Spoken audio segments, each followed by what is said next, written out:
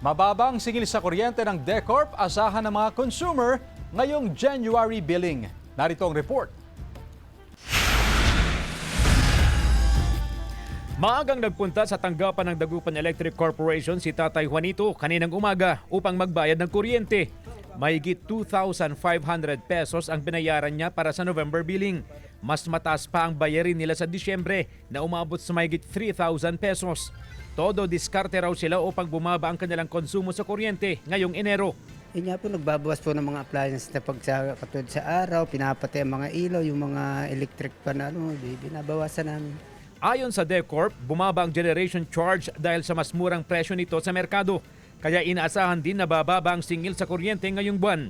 Nakatulong din daw ang nararanasang malamig na panahon. Mababa yung demand. So yung presyo ng kuryente pag ganitong mga panahon ay mababa din. Noong December 2025, nasa 4 pesos and 71 centavos ang generation charge. Mas mababa ng 14 centavos kumpara sa 4 pesos and 51 centavos na generation charge ngayong Enero. Hopefully ma-maintain o kaya mas mababa pa yung presyo by February. Samantala, puspusan ang isinasagawang scheduled maintenance ng DECORP sa kanilang mga linya ng kuryente. Nagsimula ito noong Martes at magtatagal hanggang sa Lunes sa susunod na linggo. Pero nilinaw ng DECORP na limitado lamang ang maaapektuhan sa power interruption sa kanilang maintenance operation. Meron lang kami mga ini-split ng mga secondary line.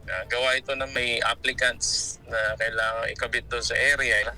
So gagawin namin ng extension. Payo ng DECORP sa mga consumer, kahit bumaba ang singil sa kuryente, panatilihin pa rin ang pagtitipid sa konsumo nito. Kasama si Henry Duminsil, CJ Torida, One North Central Luzon,